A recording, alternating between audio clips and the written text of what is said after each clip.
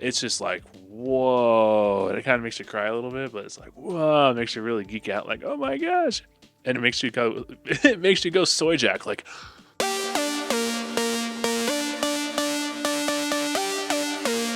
welcome back to the Junior Mints podcast. This podcast is here to help you guys navigate life while also helping you guys have a fun life as well. My name is Finn Lawler. I'm your host.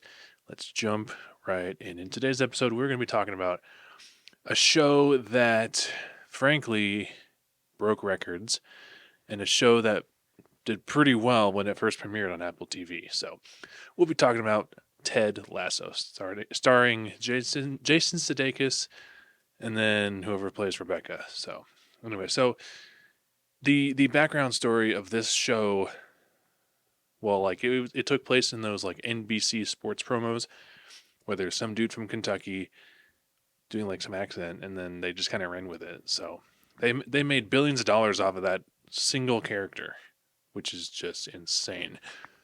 And that's pretty genius, honestly. And like the timing of the show, it came out in like 2020, I think, which is when all the quarantine and COVID stuff was happening. So it was a big comfort show for everybody because like when you're in a period of global isolation, it can be hard to kind of see the bright side of every situation. What Ted Lasso did though was kind of give us hope in the midst of our suffering, kind of like what Paul did in the Bible. Um so the whole big idea about this show also was the fact that it wasn't just a show about football or soccer. Um, it was a show about becoming the best version of yourself. And frankly, I go back to like certain episodes and I rewatch them and I go, wow, that was just like, wow, you know? So it's a good show trying to just teach you to be the best you that you can be. And I think that's a great lesson. Pretty much what Ted's idea in the entire show is, and ideology was to kill them with kindness, which means it portrayed how to defeat cynicism, such as like Roy Kent and Rebecca, and how to just killing with kindness. I think that's such a key phrase and ideology, especially in today's society where it's like there's a lot of evil stuff going on, a lot of evil stuff going on in the world and like spiritually and everything. So, but I think one thing that can actually remedy all of that is quote unquote disarming people rather than killing them with kindness. So one of my favorite phrases from this show, and I still go by it today, is be curious, not judgmental. Let me say that one more time. Be curious, not judgmental. So pretty much it's that scene where they're in the pub and Rupert's there and Ted is playing darts against Rupert and he's like, be curious, not judgmental. And he throws it and he gets a bullseye and he wins the entire game. Basically, if there's somebody out there who's, different than you, which everyone is, but the idea here is to not judge people based on the differences that they have. And that's what really Ted was talking about. And the other thing too was optimism versus naivety, basically, just like seeing the bright side of every situation instead of being in the entire phraseology of ignorance is bliss, but just like seeing the bright side of every situation. It's like the iCarly's theme song. Anyway, but yeah, I think that's a big one too.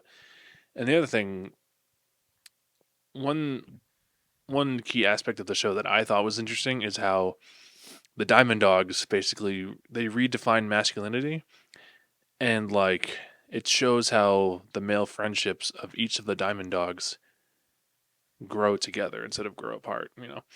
And like the one thing that I noted as well, spoilers by the way, was how it was the transformation of Roy Kent.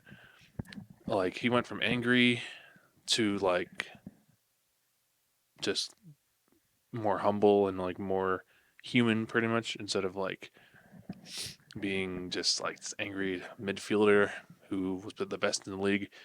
And also the Jamie Tart redemption, where he went from just one of the most like POSs of the entire show to one of the most humble people. So like both characters went from like the worst versions of themselves to the best versions of themselves, and that's kind of cool actually.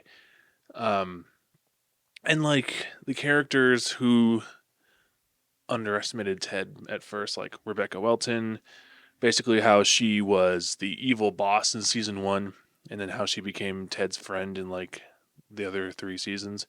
Actually, other two seasons. My bad. There's season four is coming out soon, so that is kind of exciting. And then the whole like another character that definitely underestimated. There we go. Ted was Nathan Shelley, so he went from like this naive, well, this like newbie uh, towel boy basically, to this kind of like, oh, I'm better than you, Ted, because you don't know boo diddly about football, to like humility and redemption. So the apology scene between the two of them in the last season, oh man, that was his home. And then another thing too that the show really kind of encourages is the mental health of like the soccer players, excuse me, football players, and how Dr. Sharon basically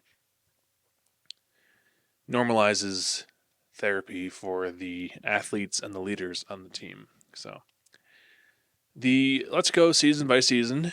There's three total seasons, like I said before. Four season. There's gonna be a fourth season, but I don't know when that's coming out. Season one was basically the introduction of AFC Richmond and the Believe sign. Actually, real quick, I made a Believe sign and I stuck it over by my desk, and I look at it every day. I'm just like that. Yeah, that's true. Believe. So it's such a powerful word too. You know what I'm saying? It's like wow. Anyway, season two, the deeper character studies and the dark forest of the middle act and the focus on internal struggles. Yeah, that's kind of when everything goes to crap. Like Roy Kent basically retires from football. Jimmy Tart doesn't know who the heck he is. Nathan Shelley is sort of falling into that dark path. That's kind of like what? And it's like is there a light at the end of the tunnel? Do we know? And we didn't for a while. And then season three was the big season. Longer run times, of course. The Zava era. Oh man, Zava. Jeez Louise, bro. Bro needs to chill. And then, it's the season three I felt like was the season where everything just kind of came together. Roy Kent became the best version of himself. Jimmy Tart became the best version of himself. And then Nathan Shelley just came back to the Richmond team, which was awesome. And like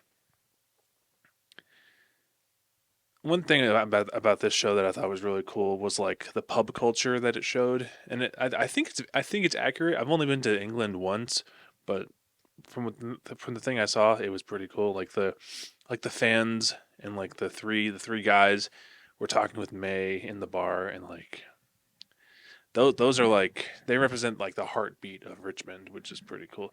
The soundtrack, oh man, the soundtrack was awesome. I swear, it made me cry like a couple times while I was watching the show. Like, dang, dude, it was just.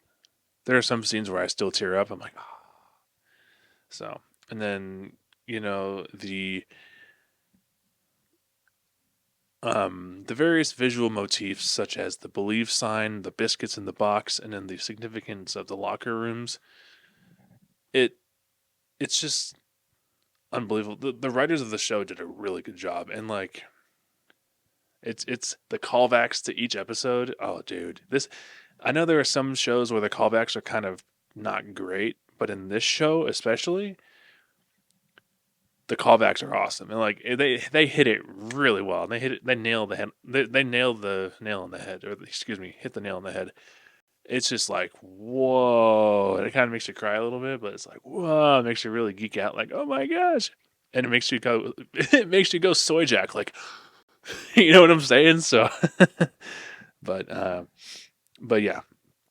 Lastly, here, real question is, was it like a good goodbye for Ted. It's basically, spoiler alert, Ted leaves London and goes back to his son.